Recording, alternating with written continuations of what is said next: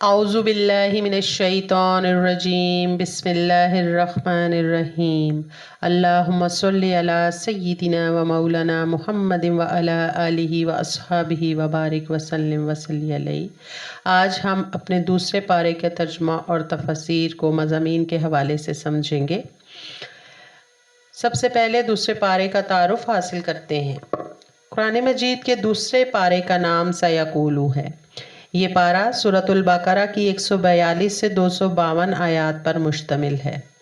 इस पारे में तहवील काबा का जिक्र करने के बाद अकायद, अब इबादात, मामलात, मुआशरत, अखलाक और उनसे मुतल्लिका अहकामात शरिया मसलन हज, सफ़ा और मरवा की सई, मुर्दार, खून, खिंजीर का गोश्त और गैर अल्लाह की हुर्मत के अलावा कसास, वसीयत, रोज़ा, एतकाफ़, हराम कमाई, हराम रिस्क, कमरी तारीख, जिहाद, हज, इन्फाक फ़ी सबीलिल्लाह, हिजरत, शराब और जुआ के अहकाम, मुशरिकीन से निकाह, ईला, तलाक, इद्दत, रदात, हक़ महर, हलाला और पैगाम निकाह को अजमाली तौर पर बयान किया गया है। इस पारे के आखिर में ताउन की वबा में मुब्तला बस्ती का वाक़या बयान किया गया है, जिसके रहने वाले मौत के खौफ से भागे, लेकिन फिर भी अल्लाह ताला ने उन्हें मौत दी, जिससे मौत का बरहक होना साबित होता है। इसके बाद हज़रत हिज़कील अलैहिस्सलाम की दुआ से अल्लाह ताला ने उन्हें दोबारा ज़िंदगी अता की और उसके साथ किस्सा तालूत और जालूत का जिक्र किया गया है, जिसमें तालूत के लश्कर ने कलील होने के बावजूद अल्लाह के हुक्म से जालूत के लश्कर को शिकस्त दी। अब हम इस पारे के मज़ामीन को देखते हैं, जिसमें सबसे पहले तहवील काबा पर यहूद का एतराज़ और इसका जवाब दिया गया है और तब्दीली किबला से मुतल्लिक हुज़ूर नबी अकरम सल्लल्लाहु अलैहि वसल्लम की शदीद आरज़ू को अल्लाह रब्बुल इज़्ज़त इन अल्फाज में बयान करता है कि ए हबीब, हम बार बार आपके रुख़ अनवर का आसमान की तरफ पलटना देख रहे हैं। और फिर अल्लाह पाक तहवील काबा के लिए अपने वादे का ऐलान फरमाते हुए फरमाता है, सो हम ज़रूर बिज़रूर आपको उसी किबला की तरफ फेर देंगे जिस पर आप राज़ी हैं। सुभान अल्लाह। और फिर अल्लाह ताला अपने नबी सल्लल्लाहु अलैहि वसल्लम को तहवील किबला का ख़ास हुक्म अता फरमाता है और फरमाता है कि बस आप अपना रुख अभी मस्जिद हराम की तरफ फेर लीजिए और ए मुसलमानों, तुम जहाँ कहीं भी हो बस अपने चेहरे इसी तरफ फेर लिया करो। इसी तरह यहूद को तहवील काबा की हक़ानियत की तरफ मुतवज्जो करने के लिए तनबीह की गई है और उन्हें बता दिया गया है कि वो जो भी गलत काम कर रहे हैं, अल्लाह उनके कामों से बेखबर नहीं है। इसी तरह ज़िक्र इलाही और शुक्र इलाही का हुक्म दिया गया है और इंसान को अल्लाह की नाशुक्री करने से मना किया गया है। अगली आयत में शुहदा की फजीलत बयान की गई है और बताया गया है कि वो लोग ऐसे हैं जो अपने रब के पास ज़िंदा हैं और उनकी हयात जाविदानी का अवाम को शऊर नहीं दिया गया, लेकिन सिर्फ ये बता दिया गया है कि शहीद कभी भी मरता नहीं, बल्कि वो अपने रब के यहाँ ज़िंदा होता है और अपने रब से रिज़्क पाता है। इसी तरह जो लोग अल्लाह की आयत को छुपाते हैं उनकी मज़म्मत की गई है और यहाँ पर बतौर ख़ास ज़िक्र किया गया है यहूद का, जिन्होंने अल्लाह की बातों को, अल्लाह की अहकामात को छुपाया और उसमें तहरीफ़ कर डाली। और इसी तरह हालत कुफ़र में मरने वालों के लिए रहमत इलाहिया से महरूमी की सज़ा को बयान किया गया है। खलकत के अजाइब और अलूहियत के दलाइल को डिटेल में बयान किया गया है। कफ़ार की हसरत और पशीमानी का जिक्र किया गया है और ये बताया गया है कि इंसान की दुश्मनी की वजह से शैतान मुख्तलिफ़ तरीक़ों से इंसान को बुराई की तरफ आमादा करता है ताकि इंसान अल्लाह के रस्ते से रुक जाए और इंसान अपने लिए फलाह का दरवाज़ा बंद करते हुए गुमराही के घड़े में गिर जाए। और वो हमेशा ये कोशिश करता रहता है कि इंसान कभी भी सिराते मुस्तकीम पर ना चले। अल्लाह फरमाता है कि वो ऐसे लोग हैं शैतान والے جو بدی اور بے حیائی کے راستے پر چلتے ہیں، اور شیطان انسان کا کھلا دشمن ہے، وہ ہمیشہ بدی اور بے حیائی کا ہی حکم دیتا ہے، اور یہ بھی وہ کہتا ہے کہ تم اللہ کی نسبت وہ کچھ کہو جس کا تمہیں خود علم نہ ہو، یعنی اللہ پر بہتان درازی کرنے پر انسان کو مجبور کرتا ہے۔ اسی طرح کافروں اور منکرین کا قرآن کے اتباع اور پیروی سے انکار کرنا اور اپنے آباء و اجداد کی پیروی پر اصرار کرنے کی روش کو یہاں بیان کیا گیا ہے، اور بتایا گیا ہے کہ یہ لوگ اللہ کے راستے سے دور رہنا چاہتے ہیں، اور یہ کہتے ہیں کہ ہم نے اپنے باپ دادا کو اسی راستے پر پایا ہے۔ تو اللہ تعالیٰ نے فرمایا کہ اگر تمہارے باپ دادا اس راستے پر تھے اور ان کو ہدایت نہیں نصیب ہو سکی تو تم ہدایت کو حاصل کرو اور ہدایت کے راستے پر آ جاؤ اور میرے نبی کی پیروی کرو۔ اس وقت میرے نبی محمد مصطفیٰ صلی اللہ علیہ وآلہ وسلم تمہارے درمیان موجود ہیں اور ان کا دین ہی اصل دین ہے، تو تم اس دین کو اختیار کرو۔ اسی طرح پاکیزہ کھانا کھانے، اللہ کا شکر ادا کرنے اور عبادات میں اخلاص پیدا کرنے کا حکم دیا گیا ہے، اور اللہ تعالیٰ نے کہا ہے کہ جو میں نے چیزیں حلال کی ہیں انہیں کھاؤ اور پیو، اور اللہ تعالیٰ نے واضح طور پر بتا دیا ہے کہ کیا کیا چیزیں اس نے اپنے بندوں پر حرام کی ہیں، جس کا ذکر اللہ نے ان الفاظ میں فرمایا کہ اللہ نے تم پر صرف مردار اور خون اور سور کا گوشت اور وہ جانور جس پر ذبح کے وقت غیر اللہ کا نام پکارا گیا ہو حرام کیا ہے۔ پھر جو شخص سخت مجبور ہو جائے، نہ تو نافرمانی کرنے والا ہو اور نہ حد سے بڑھنے والا، تو اس پر زندگی بچانے کی حد تک کھا لینے میں کوئی گناہ نہیں ہے، بے شک اللہ نہایت بخشنے والا اور مہربان ہے۔ اسی طرح یہاں پر بتایا گیا ہے کہ اللہ تعالیٰ کی جو شان ہے وہ بہت بڑی ہے، وہ اپنے بندے پر اپنی شان غفوریت کے ساتھ اور شان رحیمیت کے ساتھ متوجہ ہوتا ہے، اور اپنے بندے کے چھوٹے چھوٹے گناہوں کو اپنی رحمت کی لپیٹ میں لے کر اسے پاک صاف کر دیتا ہے اور اس کے گناہوں کو معاف فرما دیتا ہے، لیکن اس کے لیے ضروری ہے کہ انسان اخلاص کے ساتھ اپنے رب کی طرف متوجہ رہے۔ اسی طرح جن لوگوں نے، جن قوموں نے اور جن امتوں نے اللہ کی آیات کو چھپایا اور دین کو دنیا کی حقیر قیمت کے بدلے بیچ دیا، ان لوگوں کی مذمت کی گئی ہے، اور ایسے دین فروش لوگوں کو اللہ کے عذاب کی وعید سنائی گئی ہے۔ اللہ پاک نے فرمایا کہ یہ لوگ جو اللہ کی آیتوں کے بدلے حقیر قیمت حاصل کرتے ہیں، وہ لوگ اپنے پیٹوں میں آگ بھرنے کے سوا کچھ بھی نہیں کر رہے۔ اللہ پاک نہ ہی ان کو قیامت میں پاک کرے گا، نہ ان کے ساتھ کلام کرے گا، اور ان کے لیے دردناک عذاب کا وعدہ کر دیا گیا۔ اسی طرح نیکی کے قرآنی تصور کو واضح کیا گیا ہے اور اس کے بنیادی عناصر کو بیان کیا گیا ہے، اور یہ بتا دیا گیا ہے کہ انسان کی نیکی صرف نماز پڑھنا، مشرق یا مغرب کی طرف منہ کر لینا نہیں ہے، بلکہ اصل نیکی تو یہ ہے کہ اللہ پر، قیامت کے دن پر، فرشتوں پر، اللہ کی کتابوں پر اور اس کے پیغمبروں پر ایمان لایا جائے، اور اللہ کی محبت میں اپنا مال رشتہ داروں پر، یتیموں پر، محتاجوں، مسافروں اور مانگنے والوں پر خرچ کیا جائے، غلاموں کی گردنوں کو آزاد کرانے میں خرچ کیا جائے، تو پھر اللہ پاک آپ کی نمازیں قبول فرماتا ہے، آپ کی زکوٰتیں قبول فرماتا ہے، اور اسی طرح تنگ دستی اور مصیبت میں اور جنگ کی شدت کے وقت صبر کرنا جو ہے وہ انسان کو سکھایا گیا ہے، اور یہی پرہیزگار اور سچے لوگوں کی نشانیاں ہیں جنہیں قرآن مجید میں بارہا بیان کیا گیا ہے۔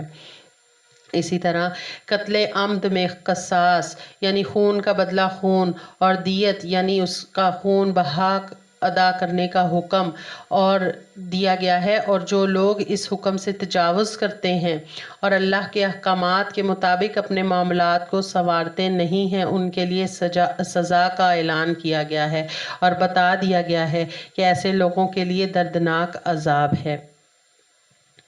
اسی طرح وصیت کا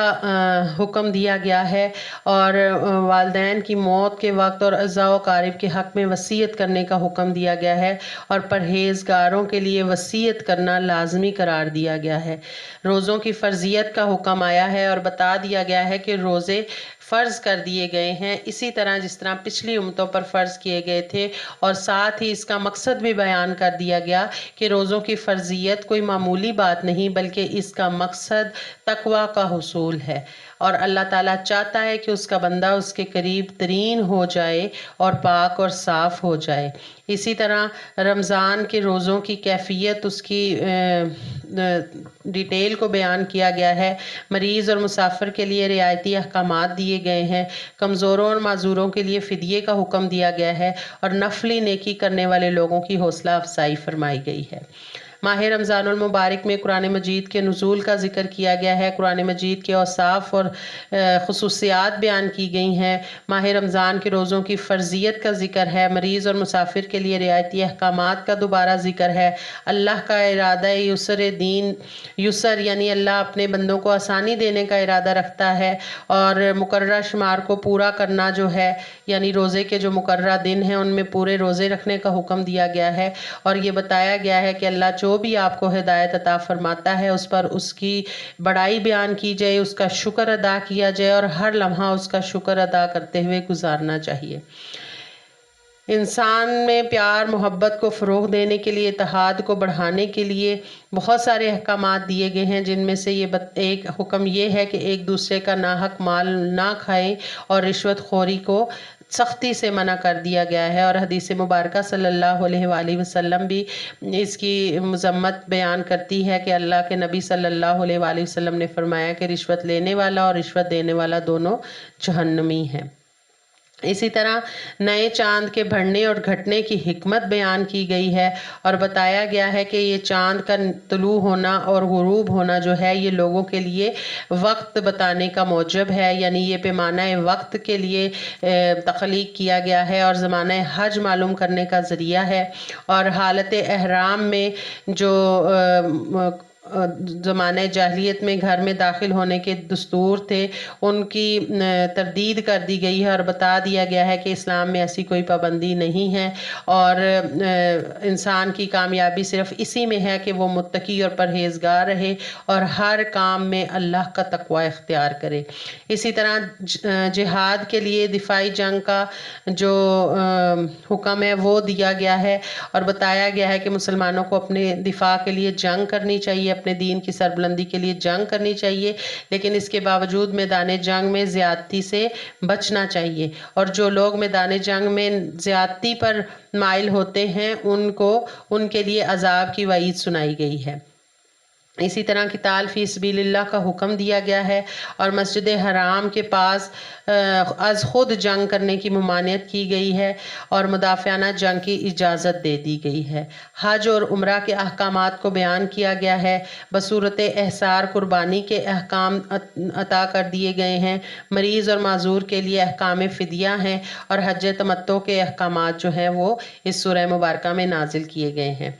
इसी तरह ये बता दिया गया है कि हज का ज़माना मुतय्यन है और इसकी ख़ास जो महरमात हैं, जो चीज़ें हैं जिनसे बचना ज़रूरी है, उनका बयान कर दिया गया है। अमूर खैर की तरगीब दी गई है, यानी नेकी के कामों की तरफ तरगीब दी गई है और अल्लाह ताला के जो शान है उसको बयान किया गया है कि अल्लाह ताला जो है वो हर चीज़ का इल्म रखता है और वो सबसे बड़ा आलिम है। इसी तरह मुनाफिकीन जो हैं उनका ज़िक्र किया गया है कि वो दुनिया को धोखा देने के लिए बड़े बड़े दावे करते हैं और फिर अपने दावों पर अल्लाह की कसमें उठाते हैं ताकि लोगों के दरमियान वो मुअज़्ज़ज़ साबित हो जाएं।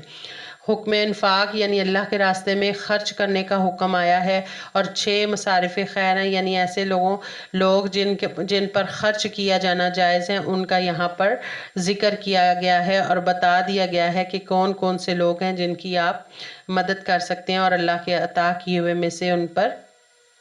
ख़र्च करना जो है वो जायज़ है। इसी तरह यहाँ पर हमें ये भी बता दिया गया है कि जो है हुर्मत वाले महीनों में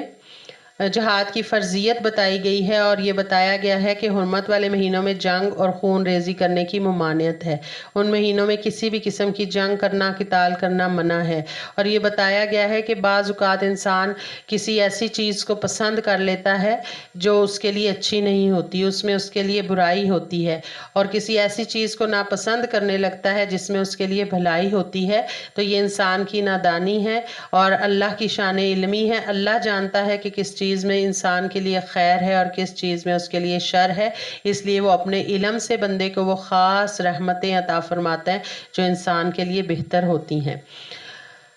اسی طرح کفار کا مسلمانوں کو دین اسلام سے برگشتہ کرنے کے لیے ہمیشہ حالت جنگ میں مبتلا رکھنا جو ہے اس کا ذکر کیا گیا ہے، اور مرتد کی سزا بیان کی گئی ہے۔ مرتد وہ لوگ ہوتے ہیں جو اسلام کو قبول کرنے کے بعد اسلام سے پھر جاتے ہیں، یعنی دوبارہ اپنی گمراہی میں پلٹ جاتے ہیں۔ آیت نمبر 219 میں شراب اور جوئے کے نقصانات کو بیان کیا گیا ہے اور بتا دیا گیا ہے کہ ان دونوں میں بہت بڑا گناہ ہے۔ کچھ دنیا کا فائدہ ہو سکتا ہے لیکن گناہ جو ہے وہ فائدے سے بڑھ کر ہے۔ اسی طرح یہ بتایا گیا ہے کہ انسان پوچھتا ہے کہ اس کو کیا خرچ کرنا چاہیے، تو اللہ تعالیٰ نے فرمایا کہ جو بھی تمہاری ضرورت سے زائد ہے اس کو اللہ کے راستے میں خرچ کر دو، اور یہ بتایا گیا ہے کہ انسان کو چاہیے کہ وہ اللہ تعالیٰ کی نازل کردہ آیات میں غور و فکر کرے اور اس میں سے اپنے لیے بھلائی تلاش کرے۔ اسی طرح مشرک مردوں اور عورتوں سے نکاح کو حرام قرار دے دیا گیا ہے اور بتایا گیا ہے کہ اللہ تعالیٰ نے جو آیات نازل کی ہیں ان سے نصیحت اور حکمت حاصل کرنا ہر مسلمان پر فرض ہے۔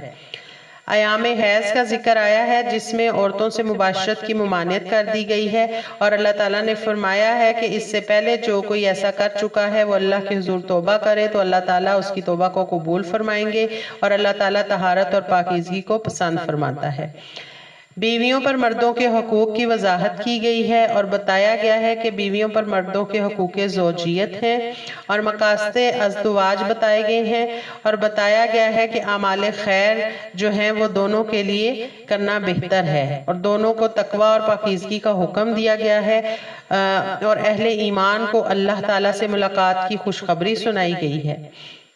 اسی طرح لغو اور بےہودہ قسموں کے بارے میں بتایا گیا ہے کہ جو انسان کی لغو اور بےہودہ قسمیں ہوتی ہیں جو بغیر ارادے کے کھا لیتا ہے انسان، ان پر مواخذہ نہیں کیا جائے گا، یعنی ان پر پوچھ گچھ نہیں ہوگی، لیکن وہ قسمیں جو انسان ارادی طور پر کھاتا ہے ان پر اس کا مواخذہ کیا جائے گا۔ اور ایلا کا حکم آیا ہے، یعنی کچھ لوگ اپنی بیوی کے پاس نہ جانے کی قسم اٹھا لیتے ہیں، تو اللہ تعالیٰ نے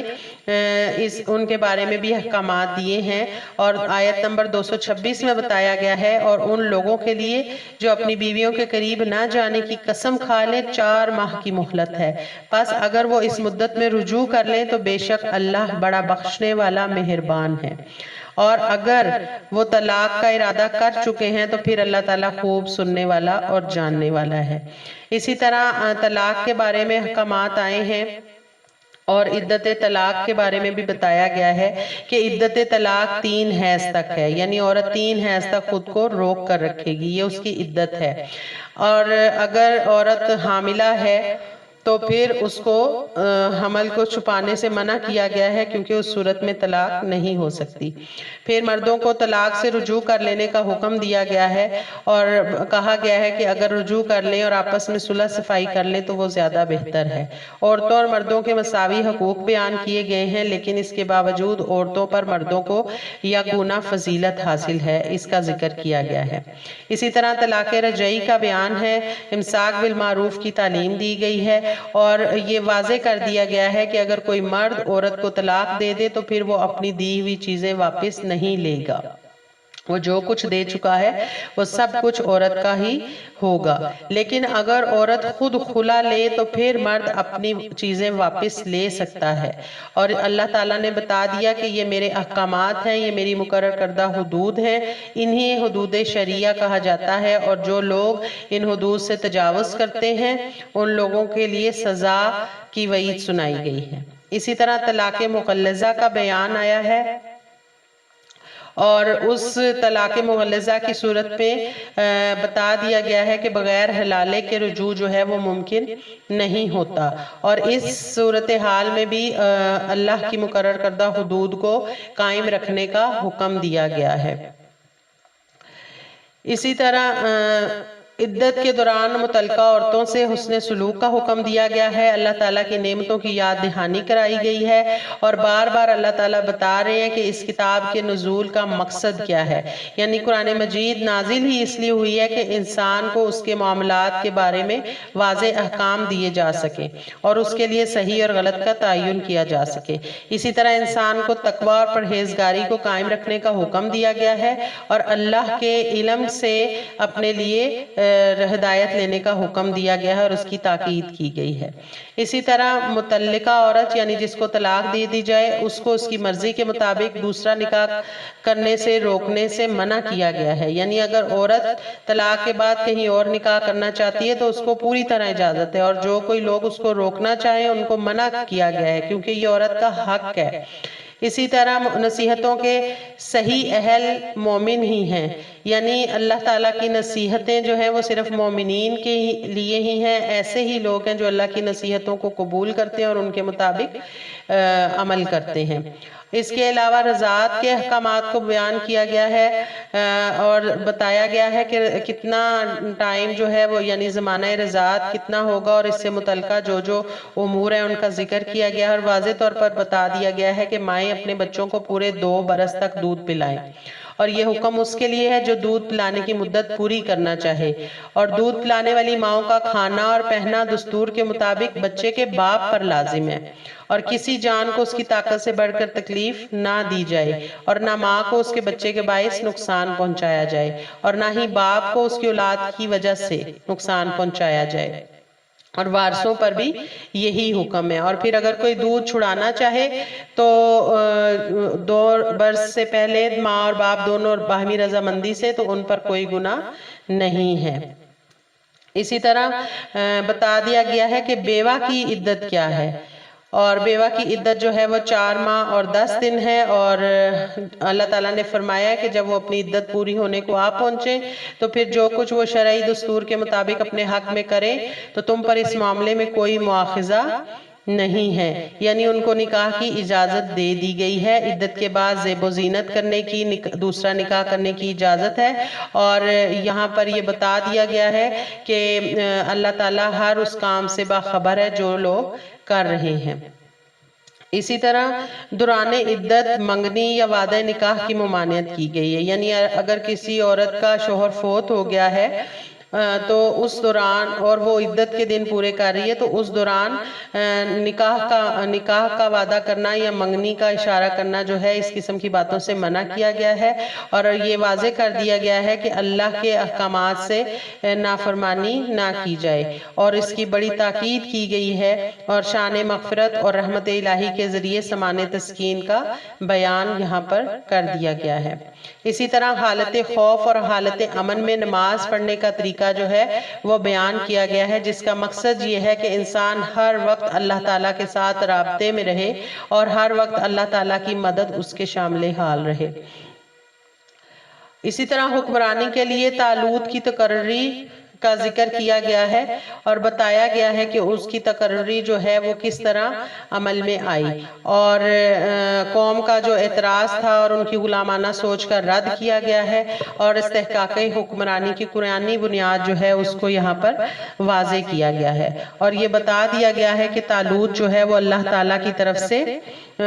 مقرر تھا، اور اس کے لیے جو من جانب اللہ مقرر ہونے کی نشانی ہے اس کو بیان کیا گیا ہے، جس کے لیے اللہ تعالیٰ نے فرمایا کہ اور ان سے ان کے نبی نے فرمایا کہ بے شک اللہ نے تمہارے لیے طالوت کو بادشاہ مقرر فرمایا ہے۔ تو وہ کہنے لگے کہ اسے ہم پر حکمرانی کیسے مل گئی، حالانکہ ہم اس سے حکومت کرنے کے زیادہ حقدار ہیں، اسے تو دولت کی فراوانی بھی نہیں دی گئی۔ تو نبی کریم صلی اللہ علیہ وآلہ وسلم نے فرمایا بے شک اللہ نے اسے تم پر منتخب کر لیا ہے اور اسے علم اور جسم میں زیادہ کشادگی عطا فرما دی ہے، اور اللہ اپنی سلطنت کی امانت جسے چاہتا ہے عطا فرما دیتا ہے، اور اللہ بڑی وسعت والا خوب جاننے والا ہے۔